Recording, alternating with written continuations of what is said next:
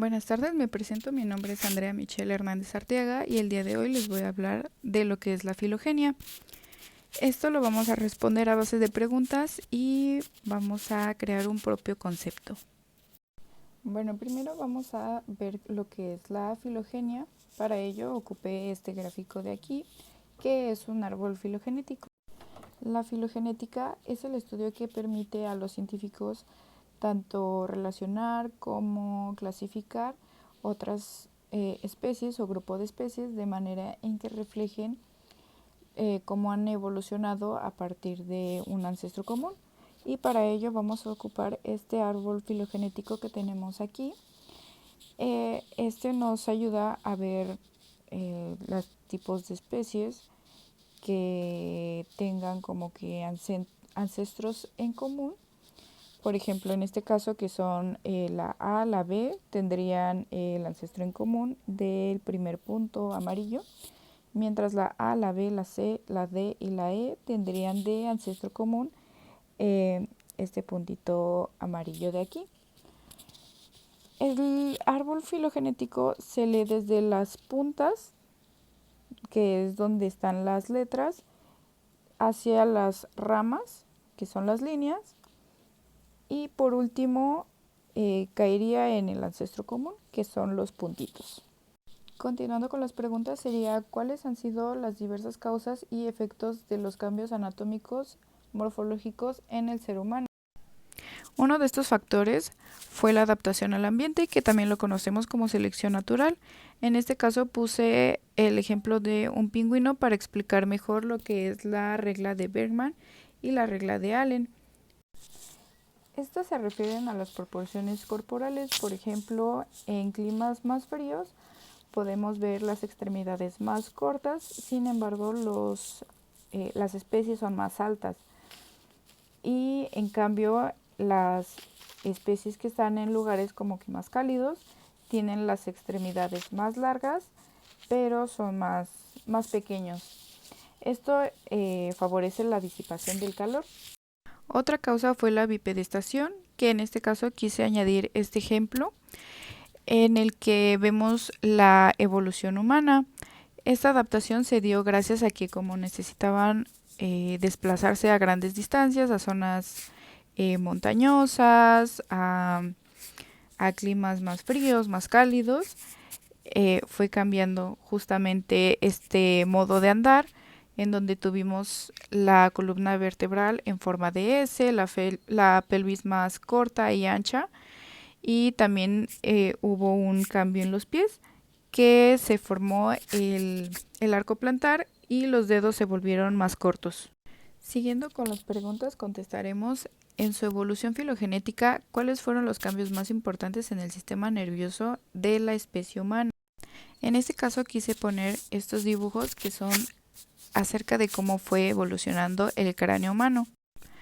Respondiendo a la pregunta, el primer cambio que podemos ver es el aumento del cerebro o la encefalización.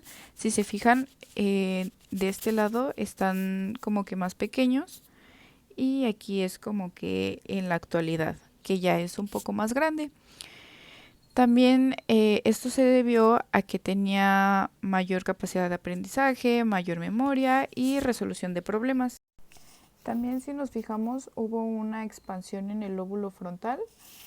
Esto se debió a que ya mejoramos nuestras funciones de planificación, toma de decisiones, control de comportamiento y también de un pensamiento abstracto.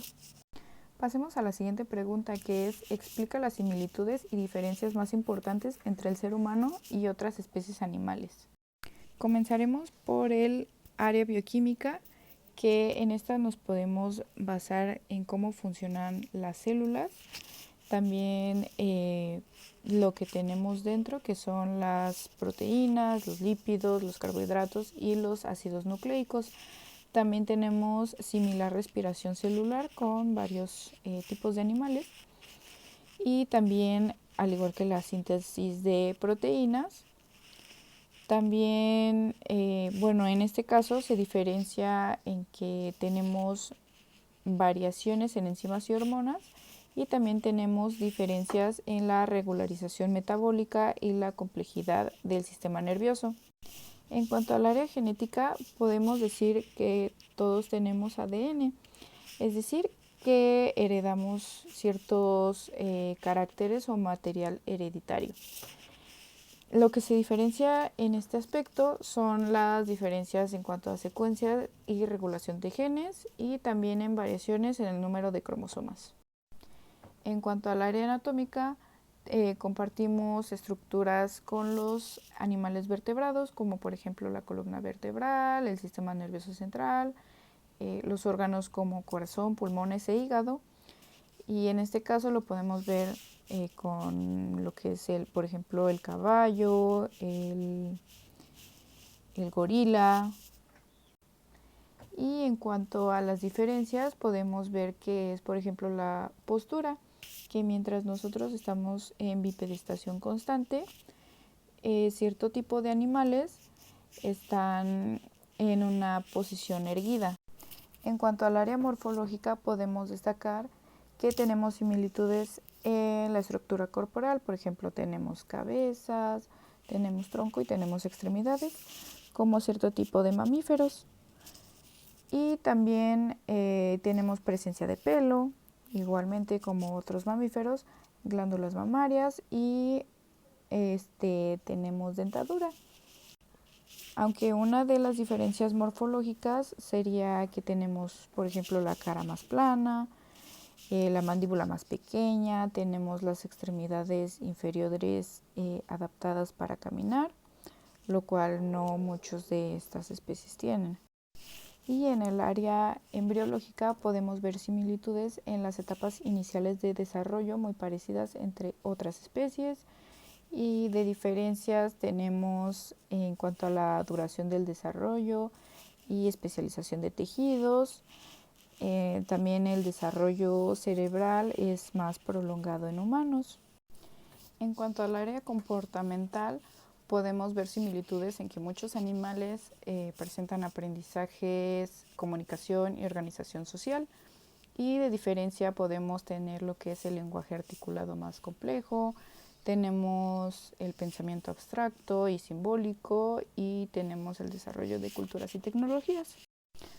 Por último y como conclusión, ¿qué relevancia tiene la filogenia en el estudio de la psicología? Esto lo podemos ver en las conductas sociales, instintos de supervivencia, respuestas emocionales básicas y explicar lo que es el pensamiento, memoria, etc. Gracias por su atención y aquí les dejo mis referencias bibliográficas.